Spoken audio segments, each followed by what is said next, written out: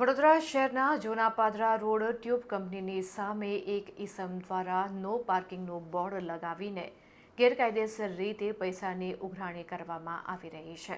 આ સાથે જ ગંદી ગાળો બોલી ધમકીઓ આપી આમ જનતાને હેરાન પરેશાન કરી રહ્યો છે।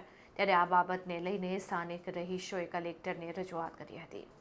વડોદરા શહેરના ઉપી રોડ પાસે આવેલ ટ્યુબ કંપનીની સામે આરટીઆઈ અંતર્ગત જાણવા મળ્યું કે જૂના પાદરા રોડ ઉપર જર્જરિત મકાન પાસે દાદાગીરી કરતા એક ઈસમ રમેશ કેશવલાલ મોદી દ્વારા પાર્કિંગ બોર્ડ મારફતે લોકો પાસે રૂપિયા પડાવી લોકોને ગંદી ગાળો આપી ધમકીઓ આપી જાહેર જનતાને પરેશાન કરી રહ્યો છે।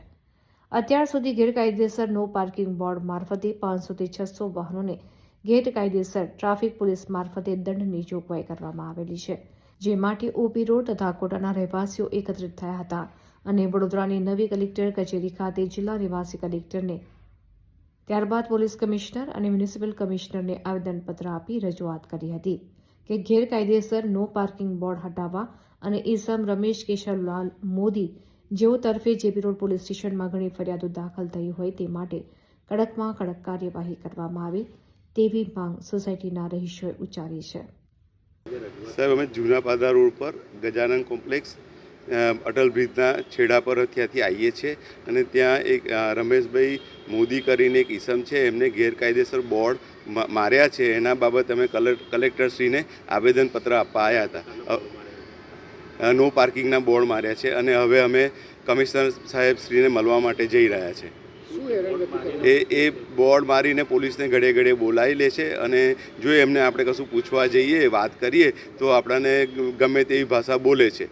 તો એનાથી અમે ઓલરેડી 2 એફઆઈઆર તો થઈ ચૂકી છે, એટલે અમે પછી આ મેન્ટલી ત્રાસના લીધે ધંધો કરીએ કે આવી રીતના કરીએ, એટલે અમે હવે કમિશનર સાહેબશ્રીને આવેદનપત્ર આપવા જઈએ છીએ।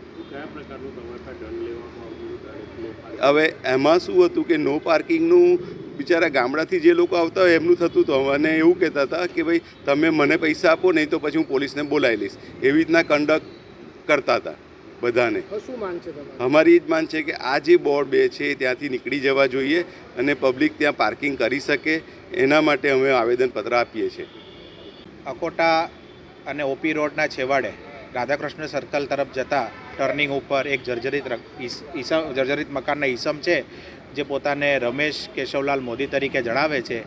તેઓ બાજુમાં સામવેદ હોસ્પિટલ અને પરીખ મલ્ટી સ્પેશિયાલિટી હોસ્પિટલ આવેલી છે, એના છેવાડાના બાજુ 100 મીટરમાં 2 નો પાર્કિંગના બોર્ડ મારેલા છે।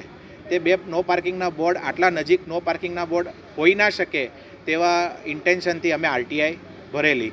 મારી વાઈફને ત્યાં સામવેદ હોસ્પિટલની અંદર ગાયનેકોલોજીનો પ્રોબ્લેમ હોય, જેથી હું એમને અવારનવાર સારવાર માટે લઈ જાઉં છું। હું પોતે વ્યવસાય વકીલ છું, એટલે તે દિવસે મારી ગાડી મેં વ્યવસ્થિત કોઈને નડે નહીં તે રીતે મૂકી હતી। એ નો પાર્કિંગના બોર્ડ આટલા નજીક હોય, ઇલીગલ હોય તેવું જાણવા મળતું હતું, એટલે તે દિવસે મારી સાથે આ ઈસમ રમેશ મોદી તરીકે બહાર આવ્યા અને કે ગાડી અહીં નહીં મૂકવાની। મેં કેમ કાકા, નો પાર્કિંગ બોર્ડ બરાબર લગાડેલા નથી, આ ગેરકાયદેસર છે, કોઈ 100 મીટરમાં 2 નો પાર્કિંગના બોર્ડ હોઈ ના શકે।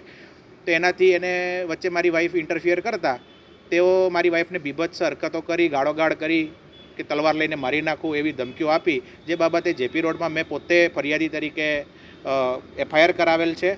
ત્યાર પછી મેં એક આરટીઆઈ કરેલી છે। એ આરટીઆઈમાં કોર્પોરેશને સ્પષ્ટ શબ્દોમાં લખી આપ્યું છે કે જે નો પાર્કિંગના બોર્ડ છે તેની કામગીરી વડોદરા મ્યુનિસિપલ કોર્પોરેશન તરફથી ક્યારેય કરવામાં આવેલ નથી। મારા મૂળ આરટીઆઈ અરજીમાં એવું ચોખ્ખું સ્પષ્ટ લખેલું છે, માંગણી કરી છે કે જો સીપી સાહેબથી કોઈ અભિપ્રાય કે કોઈ ચુકાદા કે કોઈ ઓર્ડર આવેલો હોય લગાડવા માટેનું, તો તે બાબતે તે લોકોએ લખ્યું છે કે લાગુ પડતો નથી, જેનો અર્થ સ્પષ્ટ છે કે આ સીપી સાહેબે બી બોર્ડ માટે ભલામણ કરી નથી।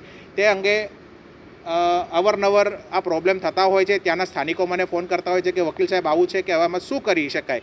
તો મેં એક માનવીય અભિગમ રાખી જનહિતમાં કામ કરવા માટે તેઓએ મને હવે આવેદનપત્ર લખવાનું કીધું। આવેદનપત્ર જે અમારા ઉપર ને સ્થાનિકો ઉપર જે વીત્યું છે તે અમે આવેદનપત્ર લખી આજ રોજ અમે કલેક્ટર સાહેબ આગળ, સીપી સાહેબ આગળ અને કોર્પોરેશનના આપણા મ્યુનિસિપલ કમિશનર સાહેબ પાસે આ આવેદનપત્ર આપવા માટે આવેલ છીએ। અમારી માંગણી એ જ છે કે જો આ ગેરકાયદેસર બોર્ડ છે અને આ બોર્ડ મારફતે જો આ મોદી કાકા જે છે પોતે કહે છે એ એક્સટોર્શન કરી રહ્યા છે કે 500 રૂપિયા મને આપો, નહીં આપો તો તરત જ ટ્રાફિકમાંથી મેમો કરાવે છે. એ બોર્ડ જે છે ગેરકાયદેસરના બોર્ડ તાત્કાલિક ધોરણે દૂર થવા જોઈએ. એના ઉપર અમુક પહેલાં બી ફરિયાદ થયેલી છે ને આ અમે હમણાં FIR 2 કરેલી છે. એ 2 નકલો અમે આવેદનપત્ર સાથે બી જોડેલી છે. જો એ રીઢા હોય તો તે ઉપર આગળની કઠોર કાર્યવાહી કરવામાં આવે અને જો એમને માનસિક કંઈક હોય તો તે અંગે મેન્ટલ જે એનો ઈલાજ હોય તે અંગે આગળ સરકારે વધવું જોઈએ તેવી મારી માંગણી છે.